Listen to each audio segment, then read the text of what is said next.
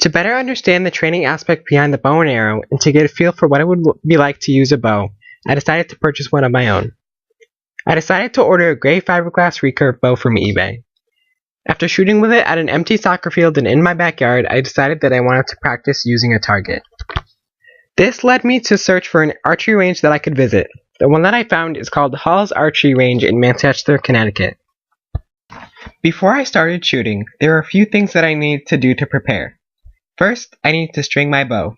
When I first started going to the range, I had been stringing the bow by hand. Doing this method, I would hold the lower limb of the bow with my legs and pull the upper limb back until I could get the string on.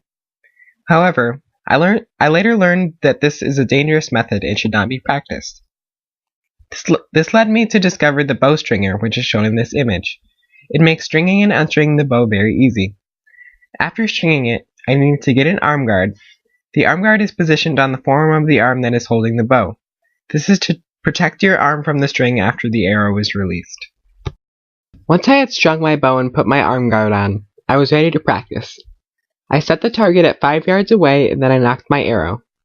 The nocking of the arrow is one of the most important steps when using a bow and arrow. When the arrow is nocked, the arrow shaft has to be perpendicular to both the arrow shaft or arrow rest and the bowstring. The arrow fletching with the odd color out of the three, which in my case was white because the other two were orange, should face away from your body. Both of these factors are extremely important and play a huge role in determining whether the arrow release is straight or not.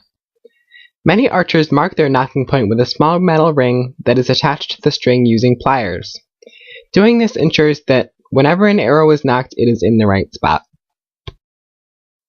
As I continued to practice at the range, I moved the target further away. On my first visit to the range, I wanted to record how many arrows I got in each ring based on the color. However, I later learned from an employee at the range that each ring has a point value in competitive shooting. The furthest white ring is 1 point.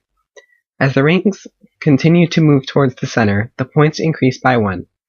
The two centermost rings both give 10 points, which is the highest possible amount of points that you can get with one shot.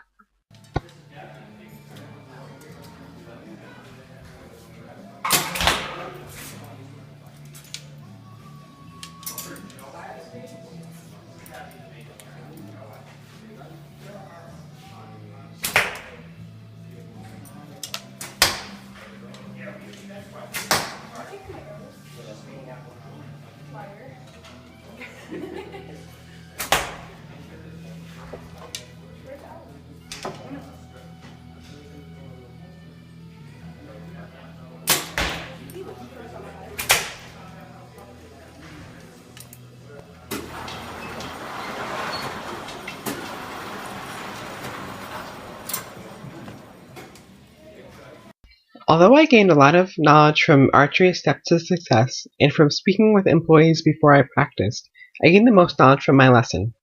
During my lesson, I decided to use a wooden bow with a scope, or sight, instead of using my fiberglass bow. Using this bow was much easier because of the handle shape that promoted a proper grip, and because it was heavier.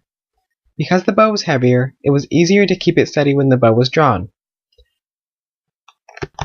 Learning how to use this sight was something that I had not originally planned on doing, but I wanted to see how it would affect my accuracy.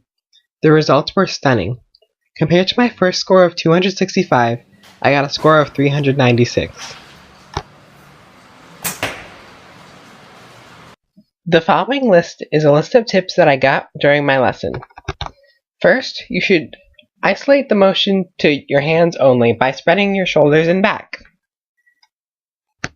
You should put the most pressure on the bow with the space between your thumb and pointer finger when gripping the bow. When you have a proper stance, it should form a T shape when the arrow is drawn. You should always keep space between your fingers and the arrow to prevent it from moving off the arrow rest before it is released. When using the sight, if all of the arrows are clustering to the left of the center, the sight needs to be moved to the left. If they are clustering to the right, the sight needs to be moved to the left. My instructor told me to quote, "Chase the arrows." When scoring, if the arrow lands on the line, the ring closer to the center is counted for the points for that shot. For a proper follow-through, you should push your shoulders back while also keeping your hands at your face.